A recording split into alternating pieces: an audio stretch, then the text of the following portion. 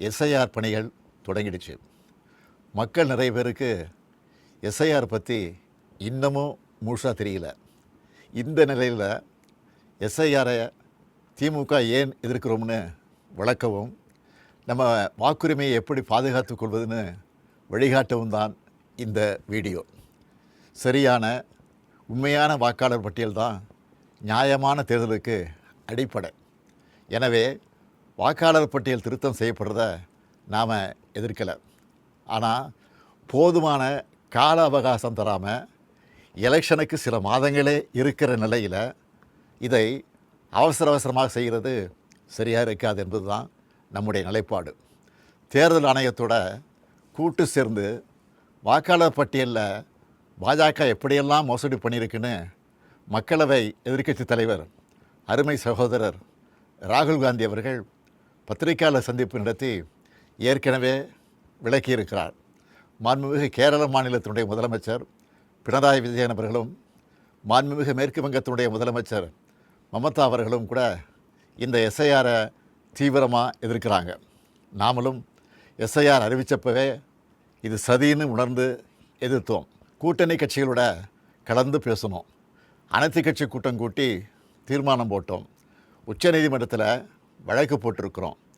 வர்ற 11ஆம் தேதி எல்லா மாவட்ட தலைநகரங்கள்லேயும் மதச்சார்பற்ற முற்போக்கு கூட்டணி சார்பில் ஆர்ப்பாட்டங்களை அறிவிச்சிருக்கிறோம். அதுக்கு முன்னாடி எஸ்ஐஆருக்காக வழங்கப்படுகிற கணக்கீட்டு படிவத்திலேயே எத்தனை பிரச்சனைகள் குழப்பங்கள் இருக்குன்னு உங்களோடு பகிர்ந்துக்கன்னு நினைக்கிறேன். இதோ எனக்கு கூட இந்த எனுமரேஷன் ஃபாரம் கொடுத்துருக்குறாங்க. உங்களில் சில கையிலையும் இந்த ஃபாரம் இந்நேரம் வந்து சேர்ந்துருக்கும். இதில் முதல்ல நம்முடைய விவரங்களை கேட்குறாங்க. அதுக்கு அடுத்தபடியாக முந்தைய வாக்காளர் திருத்தப்பட்டியலில் உள்ள வாக்காளருடைய உறவினரின் பெயர் கேட்கப்பட்டிருக்கு. உறவினர்னா யார்? அப்பாவா, அம்மாவா, அண்ணனா, தங்கையா, கணவனா, மனைவியா, பசங்களா, யார்? எல்லாரும் தானே வாக்காளர் பட்டியல் இருப்பாங்க. இதில் ஏதாவது தெளிவு இருக்கா?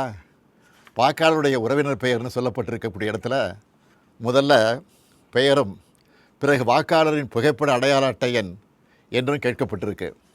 மூன்றாவதாக மீண்டும் உறவினர் பேர்னு கேட்கப்பட்டிருக்கு. முதல்ல யார் பேரை எழுதணும்? எந்த வாக்காளர் விண்ணப்பிக்கிறாரோ அவர் பேரா அல்லது உறவினர் பேரா? சின்ன தப்பு இருந்தால் கூட தேர்தல் ஆணையம் அந்த படிவத்தை ஏற்றுக்காமல் வாக்காளர் பட்டியலிருந்து பெயரை நீக்கிற ஆபத்தும் இருக்குது. நினச்சி பார்க்கவே அச்சமாக இருக்குது. நல்லா படித்து அறிவார்ந்த பெரும் பொறுப்புகள் இருக்கக்கூடியவங்க கூட இந்த கணக்கீட்டு படிவத்தை பார்த்தா அவங்களுக்கு தலை சுற்றிடும். இந்த படிவத்தில் வாக்காளரோட புகைப்படத்தை அச்சிட்டு தற்போதைய புகைப்படத்தை ஒட்டணும்னு சொல்லப்பட்டிருக்கு.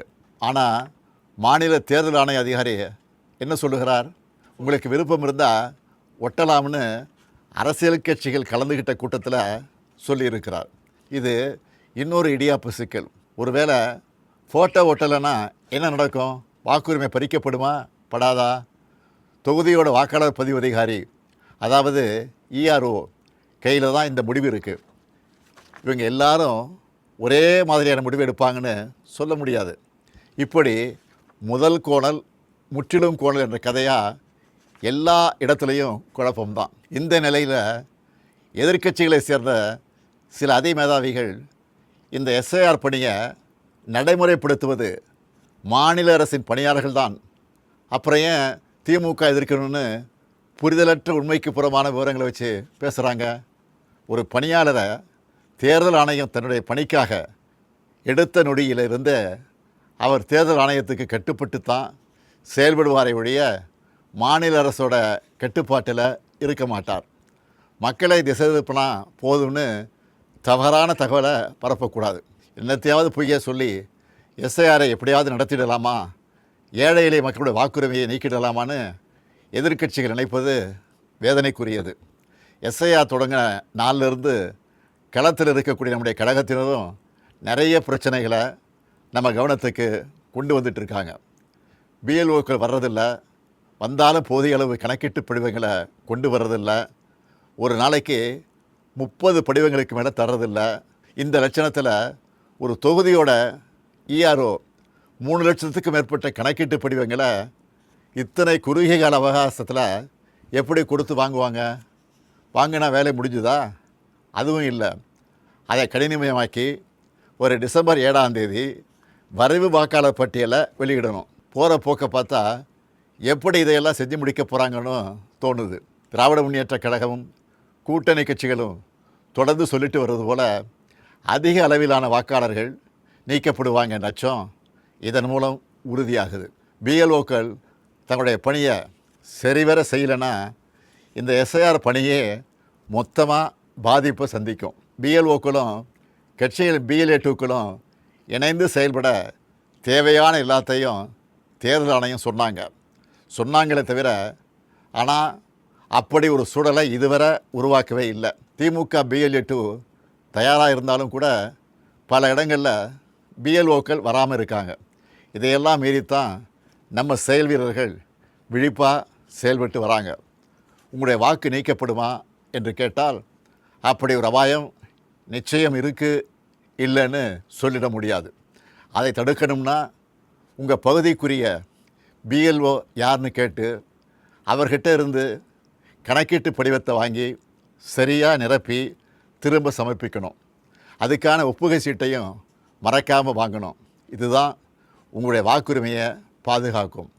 வாக்குரிமை தான் ஜனநாயகத்தோட மறுக்க முடியாத அடிப்படையான உரிமை. தற்போதைய நிலையிலான எஸ்ஐஆரில் ஒட்டுமொத்த தமிழ்நாட்டு மக்களோட வாக்குரிமைக்கும் ஏற்பட்டிருக்கக்கூடிய பாதிப்பு, இதை எதிர்கொள்ள திமுக சார்பில் உதவி மையம் அமைச்சிருக்கிறோம். இது திமுகவினருக்கு மட்டும் அமைச்சிருக்கக்கூடிய உதவி மையம் இல்லை, எல்லோருக்குமானது.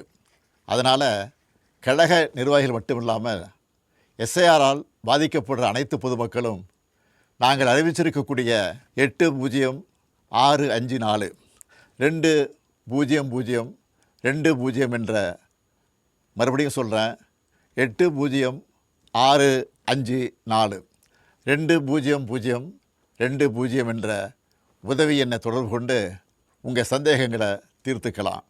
உங்களுக்கு தேவையான வழிகாட்டுதல்களை பெறலாம். தமிழ்நாட்டு மக்களின் வாக்குரிமையை காக்க திமுக உங்கள் தோழனா துணை நிற்க தயாராக இருக்குது. நம் வாக்குரிமையை பறிக்கக்கூடிய ஆபத்து வாசல் தேடி வந்துடுச்சு. அனைவரும் ஒன்றிணைந்து செயல்பட்டு விழிப்போடு இருந்து தமிழ்நாட்டில் ஜனநாயகம் படுகொலை செய்யப்படாமல் பாதுகாப்போம். எஸ்ஐஆரின் சதிவலையில் சிக்காமல் நம்ம வாக்குரிமையை நிலைநாட்டுவோம். நன்றி, வணக்கம்.